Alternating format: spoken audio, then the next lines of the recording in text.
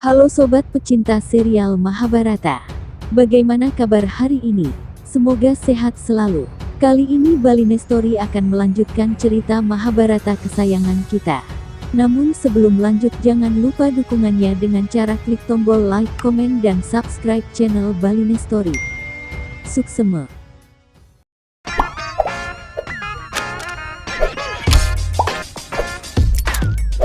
Perjalanan Pandawa beserta rakyatnya telah sampai di wilayah Kandawa Prasta, di mana tempat tanah tandus yang tidak pernah tersentuh air hujan. Tempat tersebut merupakan tempat para ular berbisa serta tempat Raja Ular Taksaka. Sesampainya di sana, rakyatnya jadi sedikit ragu dan mereka pun membicarakan kondisi yang mereka lihat di Kandawa Prasta. Terlebih lagi Rusali yang merasa keberatan atas kepindahannya dari Hastinapura. Perkataan Rusali tersebut terdengar oleh Drupadi. Drupadi pun menghentikan kereta yang membawanya lalu mengajak Rusali untuk mengobrol. Rusali mengatakan kalau anggapan masyarakat selama ini para penguasalah yang menikmati hasil jerih payah mereka. Drupadi yang mendengar itu kemudian menyangkal serta mengatakan kalau kerajaan yang akan dibangun ini tidak akan seperti itu. Setelah mendengar ucapan dari Rusali itu, Drupadi sadar bahwa Rusali telah menjabarkan sebuah tatanan negara yang ideal. Setelah Drupadi dan Rusali selesai dengan obrolannya, dari kejauhan Drupadi melihat sepasang mata yang sedang mengintai mereka, namun selang beberapa saat bayangan itu hilang sehingga Drupadi tidak terlalu menghiraukan hal tersebut. Di dalam hutan kerajaan para ular, anak buah Taksaka yang melihat rombongan Pandawa segera melapor kepada Raja Ular Taksaka. Taksaka yang mendapat kabar bahwa ada manusia yang datang ke wilayahnya bersiap untuk menyerang. Kedatangan Pandawa pertama kali ke Kandawa Prasta masih menimbulkan tanda tanya. Drupadi mengusulkan agar membuat persembahan kepada tanah yang akan mereka tinggali.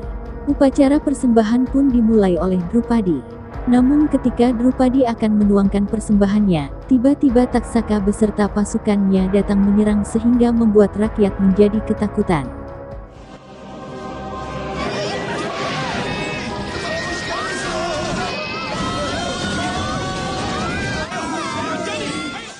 Pandawa pun segera memberikan perlawanan sementara masyarakat yang tidak berdaya tersebut menjadi korbannya.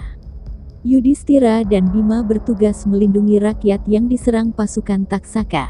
Sementara itu Arjuna, Nakula dan Sadewa bertugas melawan Taksaka dan pasukannya. Arjuna pun mengeluarkan panahnya dan akhirnya Arjuna mampu mengalahkan Raja Ular Taksaka. Setelah Taksaka dan pasukannya dikalahkan, Pandawa melihat rakyat yang bersama mereka terbaring di tanah.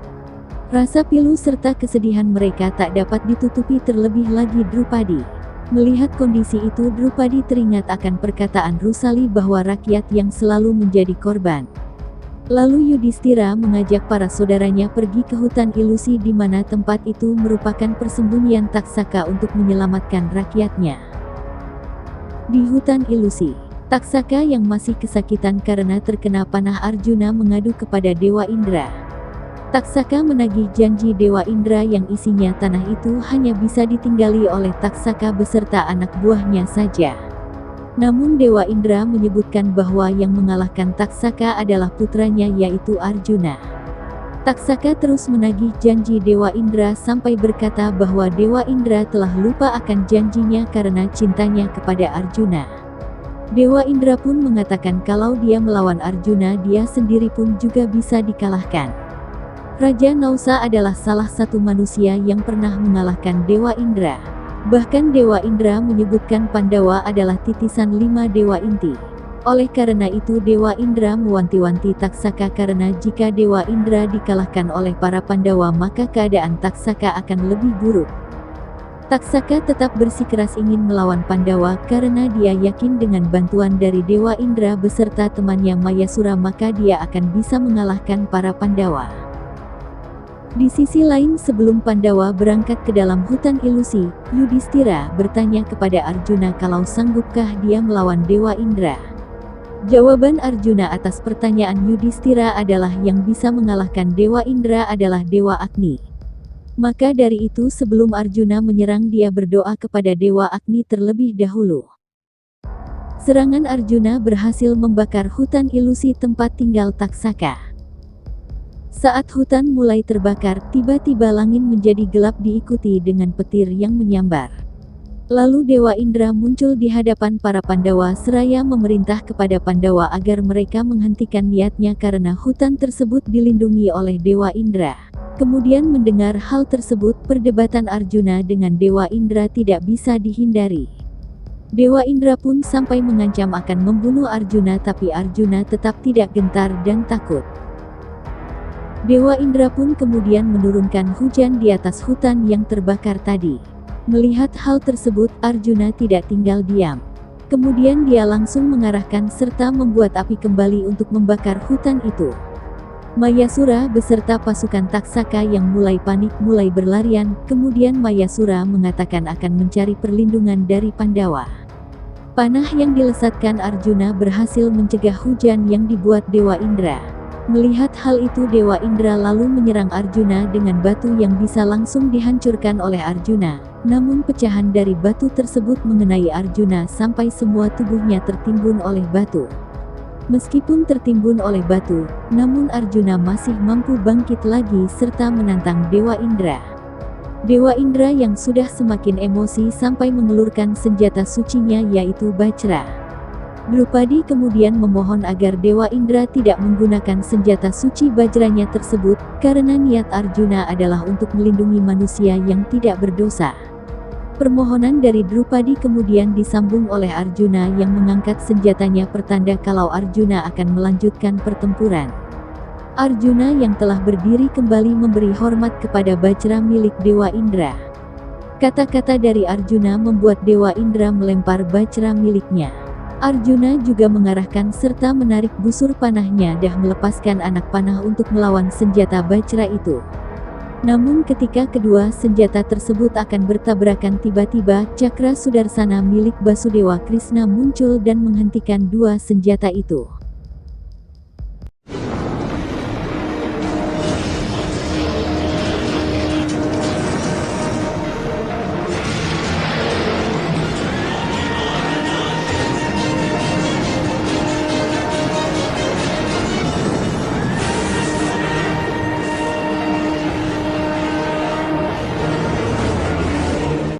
Krishna kemudian turun dari kereta untuk menemui mereka. Krishna datang menghampiri Arjuna dan disusul Dewa Indra yang turun ke bumi. Mereka bertiga pun kemudian berdebat membicarakan persoalan yang ada. Dewa Indra yang terikat janji dengan Taksaka dan Arjuna yang terikat janji dengan rakyatnya. Setelah itu Dewa Indra paham ternyata semua tindakan Arjuna tadi bukanlah perlawanan, melainkan Arjuna hanya memperlihatkan kemampuannya untuk membuat Dewa Indra senang. Setelah itu Dewa Indra bertanya bantuan apakah yang dibutuhkan Arjuna. Arjuna meminta bantuan untuk membangun kota yang akan terkenal karena Dewa Indra. Di mana kota yang akan dibangun akan dikenal sebagai Indraprastha. Taksaka yang melihat hal tersebut menjadi sangat marah serta bersumpah akan membunuh keturunan terakhir dari Pandawa. Karena Raja Taksaka telah kalah. Kemudian pasukan Taksaka kembali menarik racun yang ada di tubuh masyarakat. Rakyat yang tadinya pingsan langsung tersadar dan sehat kembali. Kemudian Mayasura datang menemui Krishna dan Arjuna untuk meminta maaf.